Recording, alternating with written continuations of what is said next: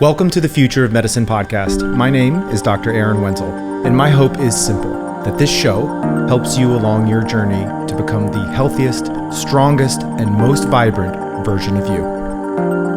This podcast is brought to you by Brentwood MD. Brentwood MD is located in Nashville, Tennessee, and provides best-in-class concierge primary care. Learn more about our innovative approach to primary care at brentwoodmd.com.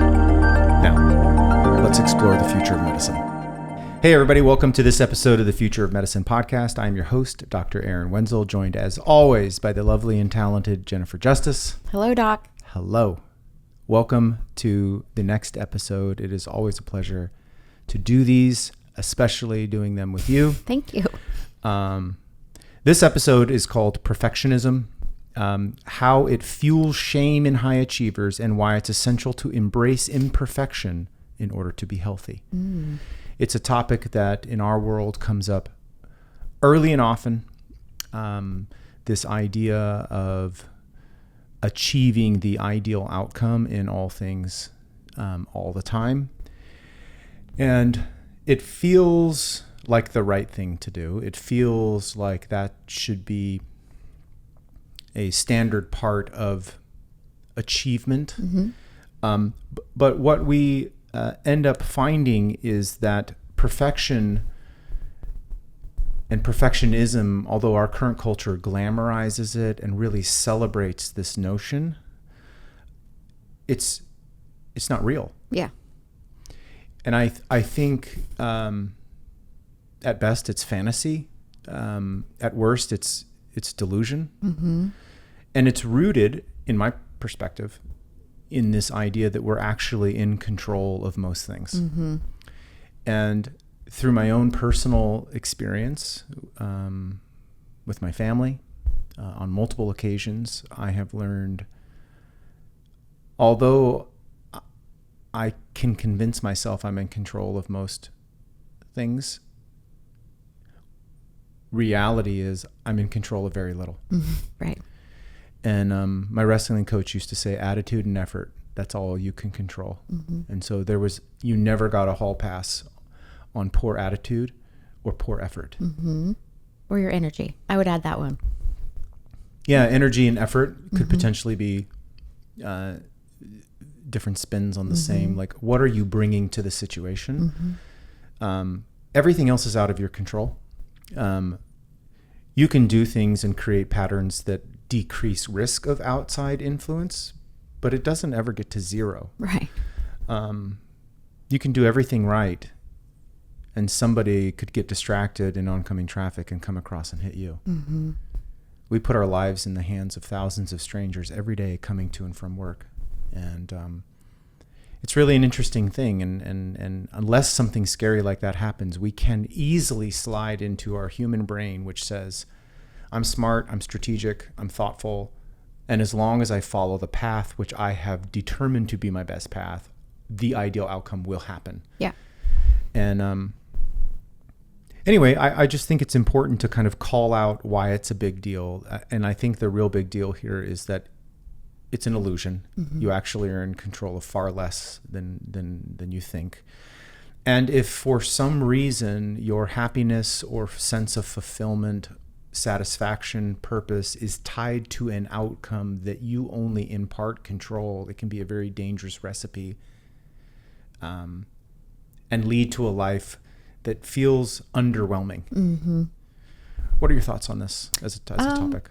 I totally agree. And I think we see it a lot in our practice, manifested in these high achieving individuals that we have the honor and privilege to care for, that come to us wanting to optimize everything in their life, which, there's no shame in that. There's no harm in that. But I think we get lost in the weeds a lot with not keeping the main thing. And when it comes to health, like you just suggested or alluded to, you could do everything right. Eat well, exercise, drink enough water, sleep is great, all these things.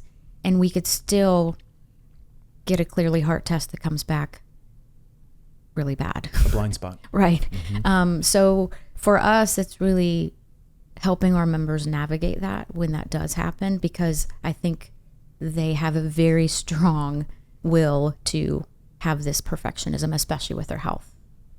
Yeah, and I would add, just for clarity, we encourage our folks to pursue the optimal. It is part of our DNA to set the ideal, optimal future self as your horizon and strive to become him or her. But the nuance here of the message that I hope to be bringing today is that's great for setting the framework of beginning the journey, but we need to understand we will not ever arrive. Right. That doesn't mean we don't pursue it. It is a subtle but significant shift in the journey, because it looks the same in the beginning. Well, then what are you saying? You're saying, well, then go for the optimal? Yeah. But understanding that you won't ever arrive is important, because then it puts the focus on the actual journey, the progress you're making, who you become along the way, the relationships you develop along the way, the revelation, the impact, all of these things, where the goal then isn't actually to arrive. The goal is to pursue. Right. And then be sure to notice the progress along the way. To me, that's the magic. Like, you need the horizon. We need this idealistic version of ourselves, the best version that Aaron could possibly even imagine of himself. I want to go there. I want to let that version of me inform me on directionally how I should be pursuing. But I also understand I will never meet him. Right. He's in my fantasy. Yeah. But he's aligned with my goals. He's aligned with my values. He represents for me the horizon. And it's very useful directionally. Yeah. But along the way, there is a journey that happens moment by moment, sometimes in my own quiet time, sometimes with other humans.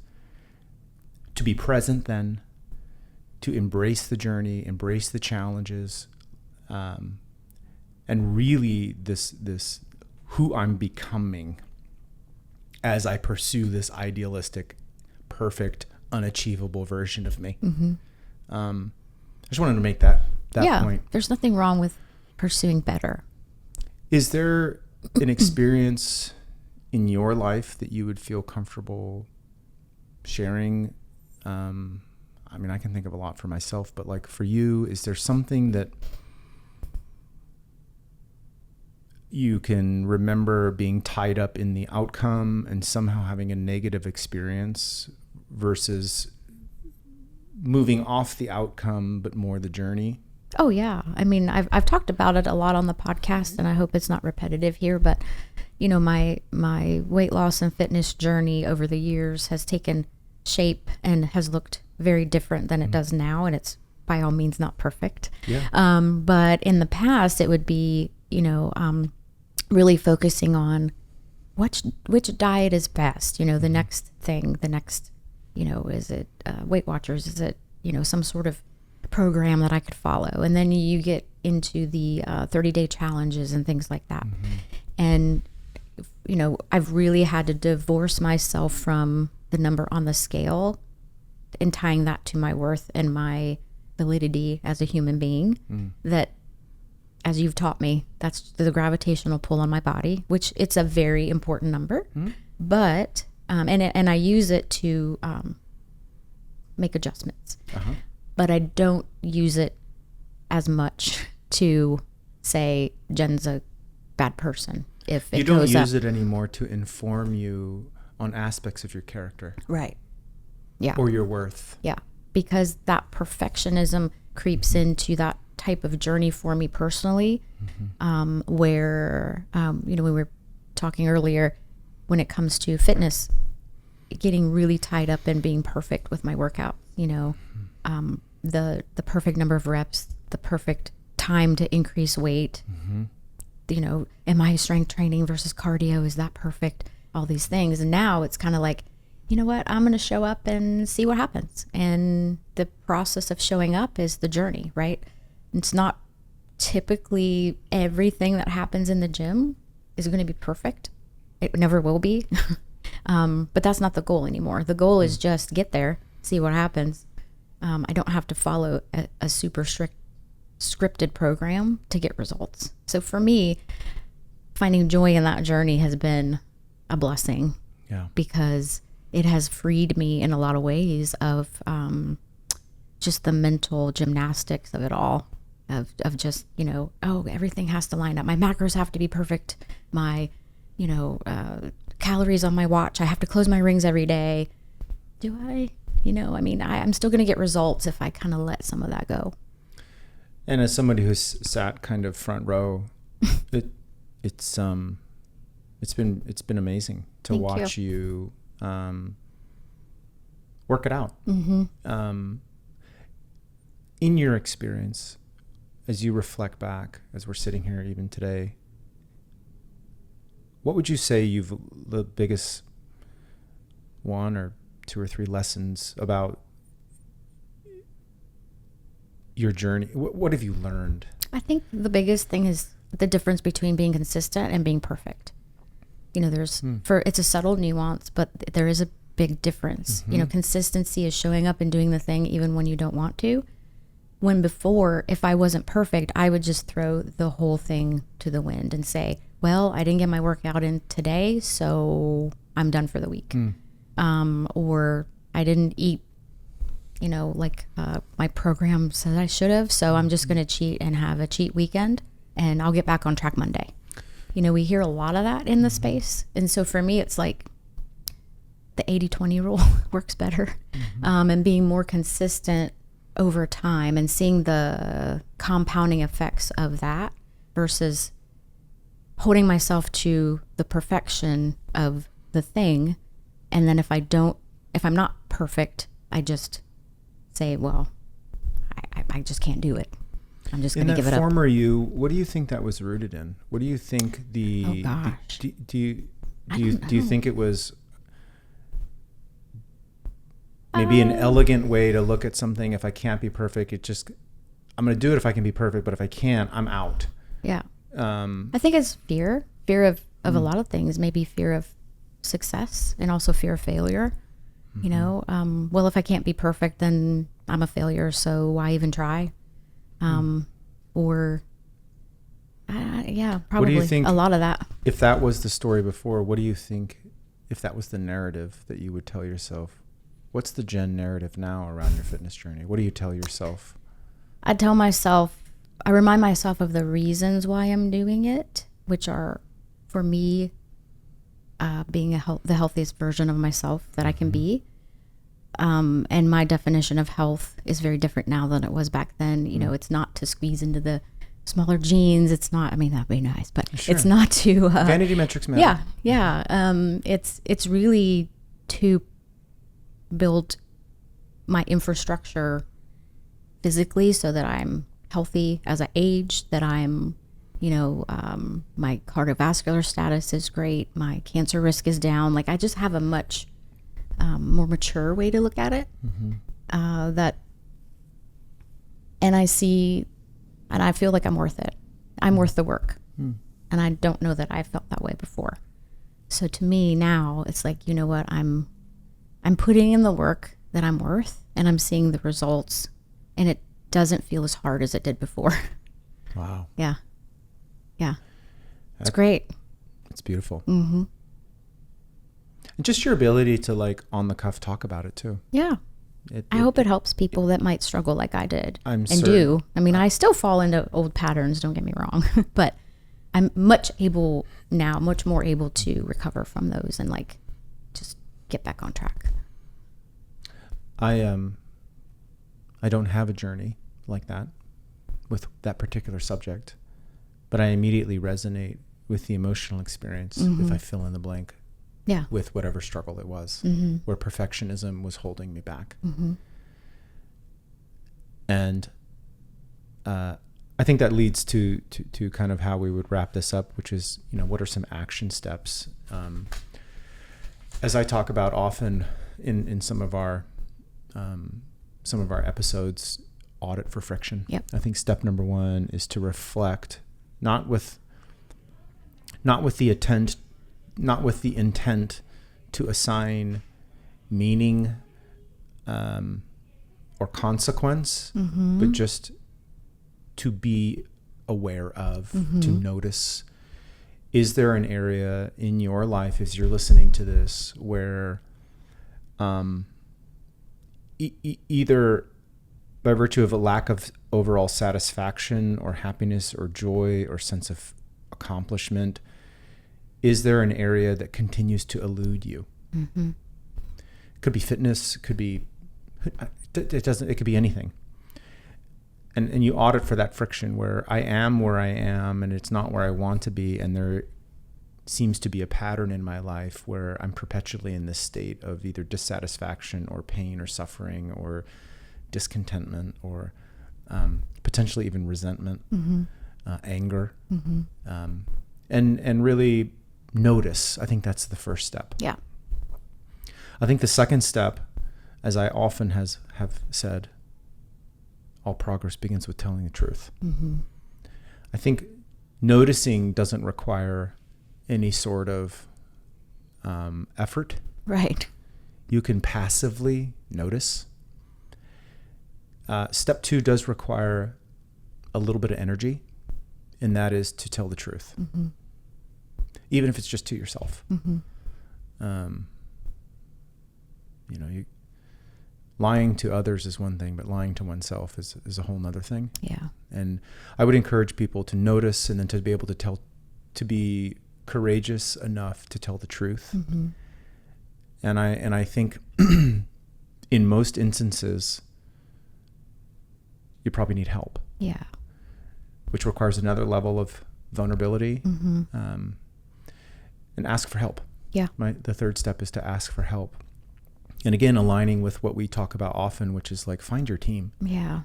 And if the lack of joy, satisfaction, sense of fulfillment or worth or achievement is somehow rooted with these shackles of perfectionism or control when they don't really exist and that they are unachievable, it's this imprisonment that people can find themselves in. Oftentimes it takes a real pro to help unpack that. Yeah. And look, this is from a guy who for 41 years of my life, I was anti-therapy. Yeah. I mean, just transparently, I had not noticed it ever being useful. I had a handful of anecdotal experiences personally where I'd seen it done wrong. And my thesis was it does more harm than good. And maybe possibly it could be done well, but on average, it's not the place you start. Yeah. Now at 50, having personal experience with it, therapy done well is not only beautiful, it's probably mandatory for any human as they age through life to deal with aspects of our imperfection. Yeah. That ultimately become on some spectrum of traumatic. And unpacking that and really getting good at healing from trauma so that we can extract lessons and move forward and really embrace our compelling future. And so That's amazing. Yeah, I think it's kind of an interesting subject, and I was excited to kind of get into it with you today because I don't identify with being a perfectionist. That said, if I double click on that subject, there are aspects of my life where I care more about levels of achievement. And those areas when I sense I'm underperforming are uniquely disruptive to me. And I can see where perfectionism, if that's your nature, because it gives you a sense of control. Oh, yeah. My life growing up until I joined the Army was like some version of loving chaos. Right. And so I don't know that I ever had a real sense where I was in the driver's seat. I was kind of just feeling it out. Mm-hmm. Other people will have experiences where early on they learn that unless they take perceived control of the situation, it's not safe. Mm-hmm. And my experience is those people tend to be a little more vulnerable to perfectionism into adulthood, kind of systemically, potentially even. But I'm certainly sympathetic to it. And I, professionally, we see it really, really successful people. There's this one area of their life that they just eludes them. Yeah. And if you dig a little deeper, it's not only not achieved this sense of like satisfaction, but it's almost like it's a hotspot for them. Mm-hmm. You find that they don't want to talk about it much? Or? Sometimes they've got stories built around it. Mm-hmm. And it's just an unhealthy place to be because it's like being imprisoned.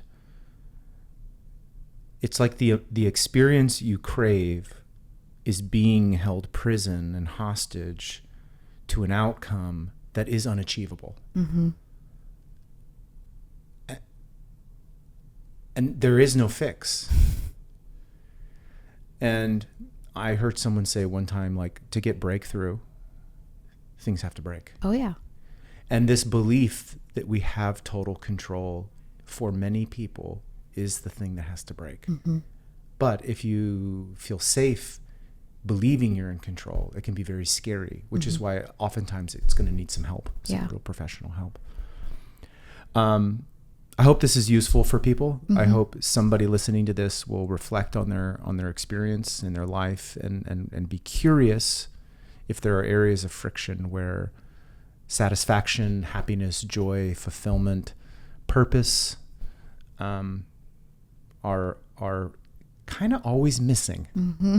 Or almost there, or one milestone away, but yet when you get there, the horizon keeps moving, and you notice that, like, I'm always looking for around the next corner, but I'm now 50, and like, am I believing some delusional, like, this is a weird pattern where it's just repeating itself? Yeah. It could be curious, tell some truth, and ask for some help. There may be some underlying perfectionism. And some inaccurate ideas about control that once realized could be potentially really freeing. Oh yeah, I love that. What are some final thoughts you have? Famous last words from Jen Justice. Well, I guess maybe not famous last words, but just expressing gratitude. Just famous words. Gratitude for this topic. I mean, when we were putting this together, coming up with this title and this subject,